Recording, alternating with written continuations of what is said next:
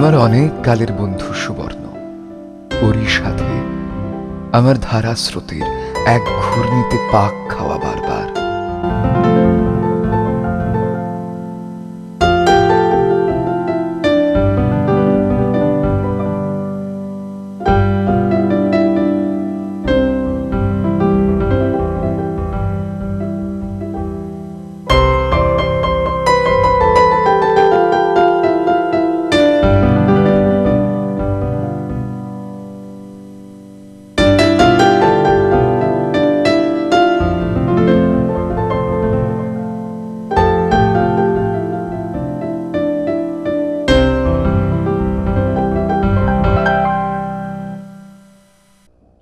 সুবর্ণদের এক্কা দোক্কা মাপা খড়কুটোর সংসারে কোনো মতে, শুধুমাত্র কোনো মতে শব্দটার ভার ছিল সবচেয়ে বেশি। বেঁচে থাকাটাই বড় আহ্লাদের।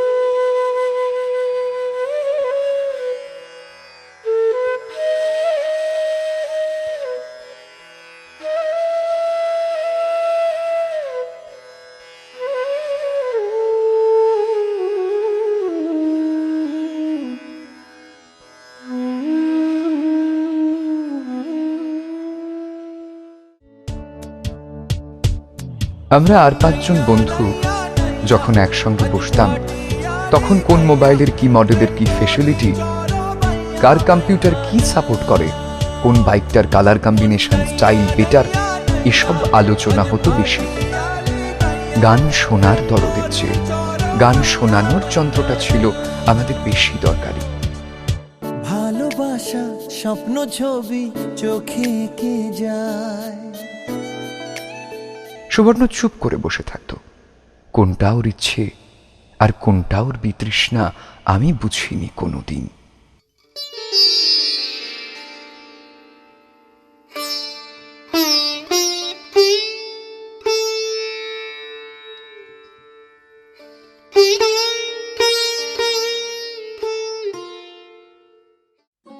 মাটি দিয়ে ও অদ্ভুত সব অবয়ব করত। আমি অবাক হয়ে তাকিয়ে থাকতাম। সত্যি বলছি, দেখে গর্বে আমার বুক ফুলে উঠত। এসব ছিল আমাদের একান্ত অবসরের আলো। তারপর অনেকগুলো শ্রাবণ বৃষ্টি হয়ে ভেঙে গেল ধারা জলঙ্গির টানা পড়েনে।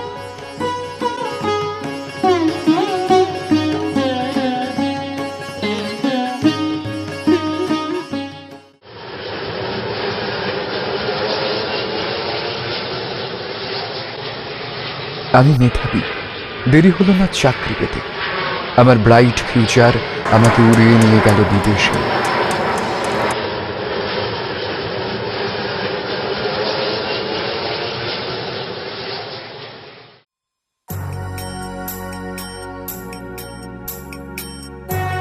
যাওয়ার আগে অনেকগুলো তৈলাক্ত ছায়া আমাকে শুভেচ্ছা জানাতে এলো।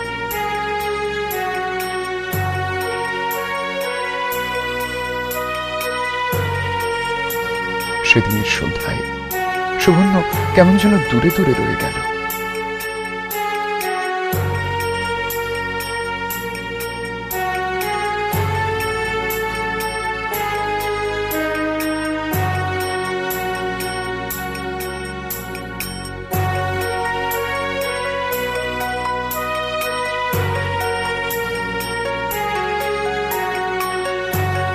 আমাকে ছুঁতে চেয়েও আর পারছি না। আমাদের মাঝে তখন ফুঁসে উঠছে অনেকগুলো সমুদ্র।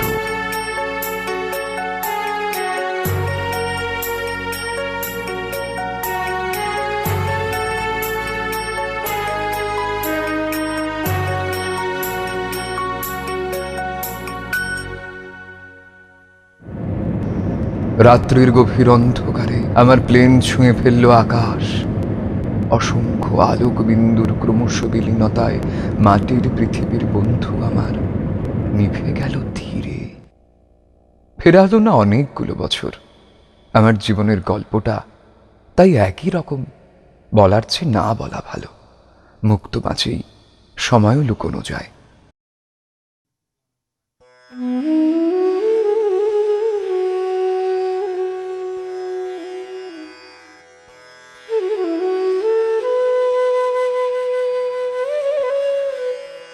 সিঁড়ি ভাঙা কষতে কষতে একদিন দেখলাম ক্যালেন্ডারটা 10 বার বদলে গেছে।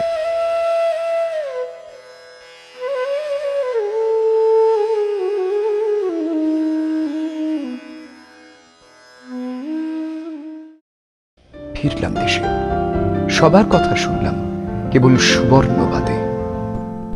জানতে চাওয়ায় মুখ নিচু করল স্বজনেরা। তারপর নানান নাটকীয় মুদ্রা অভিব্যক্তির অবসানে শুনলাম আমি চলে যাওয়ার 3 বছর পর এক হলুদ রঙের বসন্তে সুবর্ণ গলায় দড়ি দিয়ে আত্মহত্যা করেছে।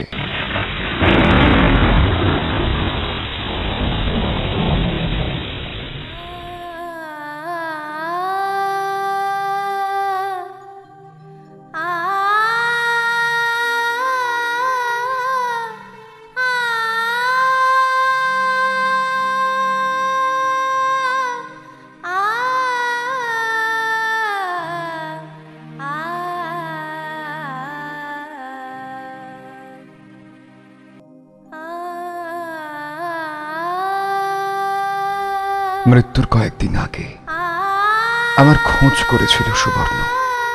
আবার নানান নাটকীয় মুদ্রা অভিব্যক্তি আমার খোঁজ জানতে পারেনি। ওদের বাড়িটা আছে এখনো, তবে ওর বাবা মা আর একমাত্র বোনটার কথা কেউ জানে না।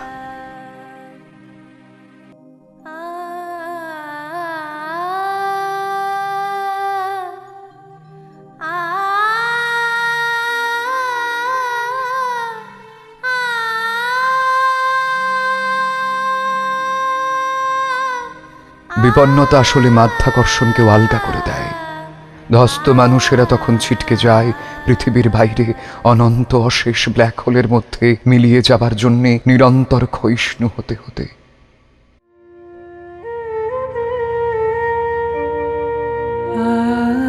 আছে দুঃখ, আছে মৃত্যু, বিরহ কি সব শরিকি অঙ্কের প্যাঁচে পড়ে গেছে ওদের বাড়িটা, তাই আছে ওটা। তবু শান্তি, তবু আনন্দ, তবু অনন্ত জাগে। আছে দুঃখ, আছে মৃত্যু। বেরুলাম একা, এলোমেলো হাঁটতে হাঁটতে, নিজের অজান্তে আর অবচেতনের গলা ধাক্কা খেতে খেতে পৌঁছলাম সুবর্ণদের বাড়ির সামনে।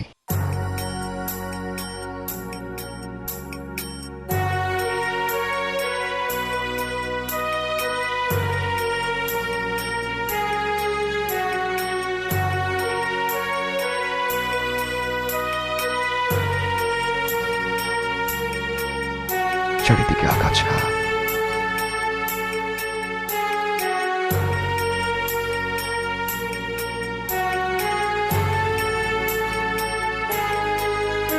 পিছনের পুকুরটা বুঝে বুঝে ছোট ডোবা হয়ে গেছে। স্তিমিত সন্ধে বিষক্রিয়ার মতো নীলচ অস্তিত্বে তখন স্থির। পিছনের চলাটা থেকে ক্রমাগত ছিঁচির ডাক, আর ঘাস আগাছার ভিতর থেকে সহৃদয় উষ্ণতার মতো কি একটা ঘ্রাণ এসে লাগছে নাকি।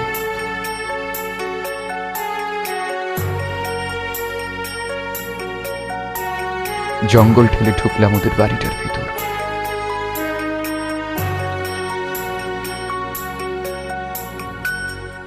একটা অস্পষ্ট সময়, সাপদ, শিকড় আর সবকিছুর সঙ্গে জড়িয়ে রয়েছে লীন একটা মানুষ। আমার অর্ধেক জীবন আমার মফস্বল।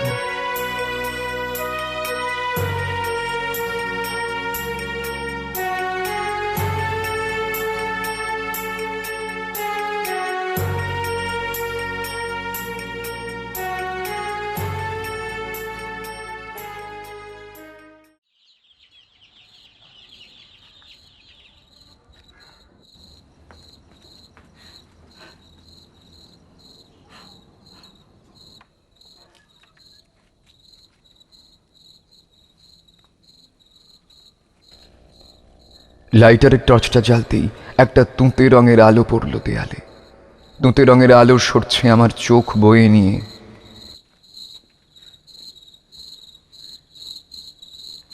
হঠাৎ ঘরের কোণে চোখে পড়ল কতগুলো মাটির আবহাওয়া, দুলে উঠল চারিদিক।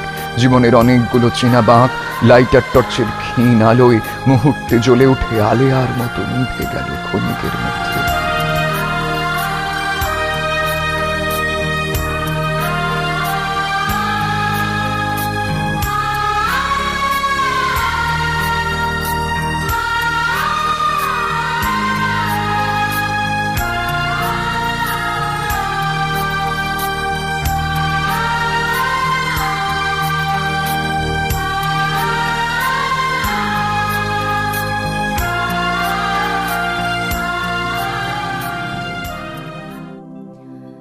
চিরসখা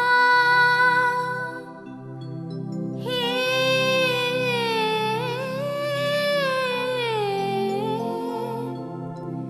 ছেড়ো না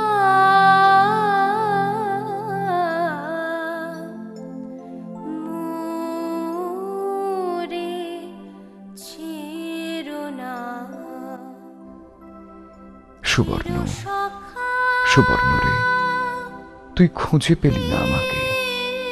আজ তোকে খুঁজতে এলাম আমি, কিন্তু পেলাম না কোথাও।